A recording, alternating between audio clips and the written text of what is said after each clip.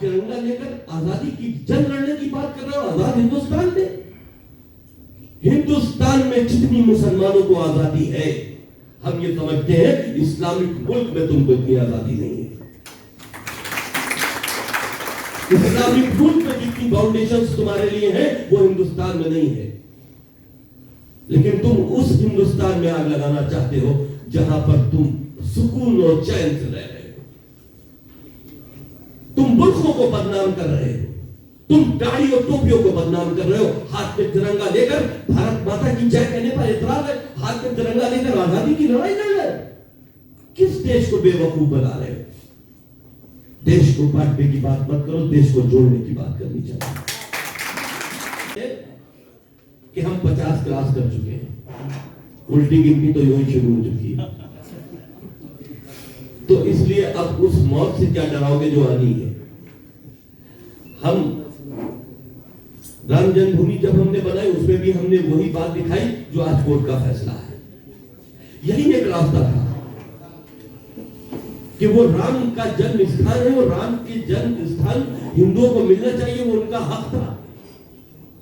कट्टरपंथी मानसिकता रखने वाले उस पर एक जिद बहस फंसाए हुए थे, एक झगड़ा, एक फसाद था, ताज्जुब बढ़ रहा था और ये मकसद था सिर्फ ताज्जुब को बढ़ाने का।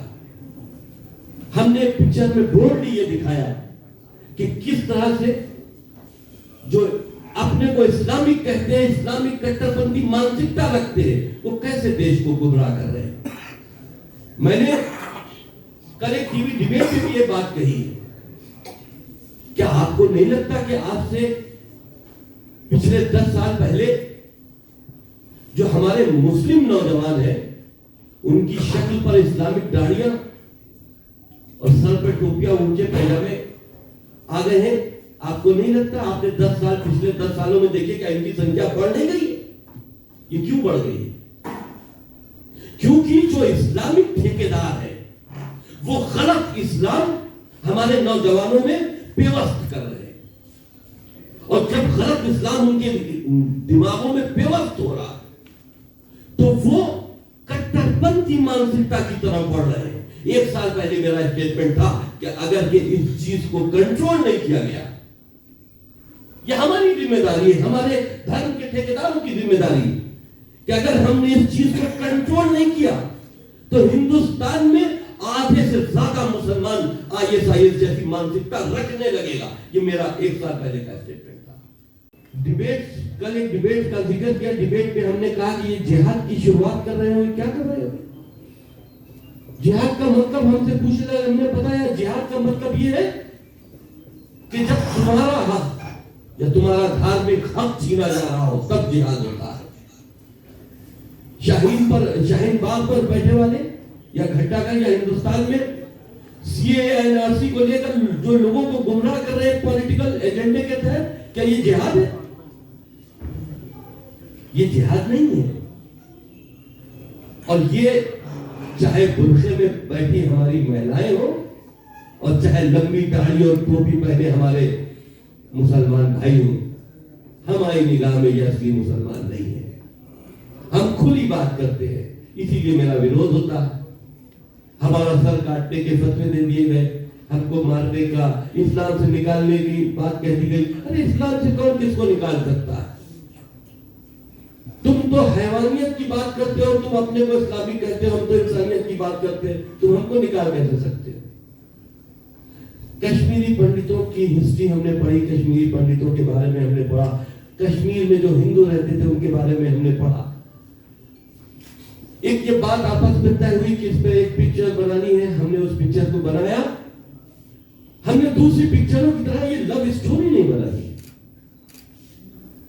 हमने उस कश्मीरी समाज को किस तरह से बेदर्दी के साथ में अपनी घर और अपनी जगह, अपनी जायदाद को छोड़ने पर मजबूर कर दिया गया। वो लोग जब इन हालात से पहले कश्मीरी हिंदुओं को वहां के मुसलमान लड़कों को भाई और लड़कियों को बहन कहते थे, अफसोस की बात है हम लोगों ने बड़ी मेहनत से बनाई है और इसका ट्रेलर भी हम YouTube पर लॉन्च करेंगे, आप लोगों को लिंक्स शेयर कर देंगे। और इस फिल्म के जितनी भी हमारी टीम है, हमारे कलाकार हैं, जो लोग यहाँ मौजूद हैं और जो लोग नहीं हैं, हम सबके शुक्रगुजार हैं कि इन्होंने बड़ी मेहनत से काम किया। हमारे जो प्रोड्यूसर्स हैं, हमारे साथ के दोस्त हैं, जो हमारे डायरेक्टर साहब हैं, इनका भी फिर शुक्रिया अदा करते हैं।